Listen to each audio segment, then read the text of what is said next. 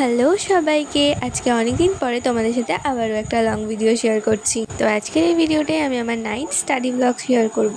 আমি ডিনার করার আগের থেকে ভিডিওটা স্টার্ট করছি। তো ফার্স্টেই আমার একটা সায়েন্সের লেকচার ছিল PYQ'র, তো আমি সেটাই দেখে নিচ্ছিলাম। আর এখন না PYQ করাটাও খুব ইম্পর্টেন্ট, তাহলে কোয়েশ্চেনগুলো কিভাবে থাকে সেটাই বোঝা যায়। লেকচারটা কমপ্লিট করার পরে আমার ডিনারের টাইম হয়ে গিয়েছিল। আজ ডিনারে ছিল মোগলাই, যেটা আমি অনেকদিন পরেই খাচ্ছিলাম। 2000 years later. তো ডিনারটা কমপ্লিট হয়ে গেছে, এরপর আমি আবার সায়েন্স পড়বো। NCERT বইটা নিয়ে নিয়েছি, আর আমি পড়ছিলাম অ্যাসিড বেস সল্ট, ওই চ্যাপ্টারটা। আসলে ওই চ্যাপ্টারটা আমার একটু একটু বাঁধছে, মানে অনেক কিছু ভুলে যাচ্ছি, তো তার জন্য রিভিশন দিচ্ছিলাম। আচ্ছা, সামনে তো গ্রুপ ডি এক্সাম আছে, তো তোমাদের কার কার আছে আমাকে অবশ্যই কমেন্ট করে জানিও। আমার মিনি ব্লগগুলো তোমাদের কেমন লাগছে সেটাও অবশ্যই কমেন্ট করে জানাতে ভুলো না।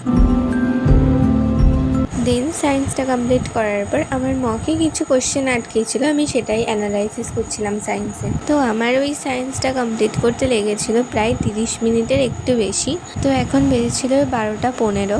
আমি এখন ওই মক টেস্টের অ্যানালাইসিস নিয়ে বসেছি।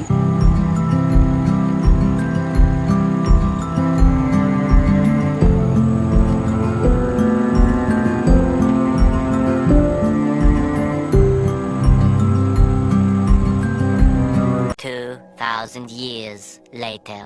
সায়েন্সের মকটা অ্যানালাইসিস করতে করতে আমার বেজে গিয়েছিল প্রায় 1:45 মতো। আর তারপরে আমি ম্যাথের অ্যানালাইসিস নিয়ে বসেছিলাম, কিছু বেঁধেছিল আমি সেটাই করছিলাম। অ্যাকচুয়ালি ম্যাথটা আমার এখনও উইক আছে, তো যার জন্য আমাকে এখন আরও বেশি করে প্র্যাকটিস করতে হচ্ছে। তো যাই হোক, তোমরা যারা যারা গ্রুপ ডি দিচ্ছ তাদের প্রিপারেশন কেমন আছে আমাকে অবশ্যই কমেন্ট করে জানিও।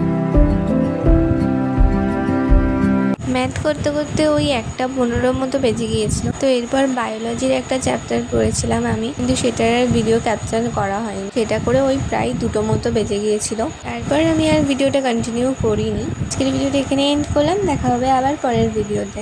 এই ভিডিওটা কেমন লাগলো তোমাদের অবশ্যই কমেন্ট করে জানিও। আজকের মতো আসছি, টাটা।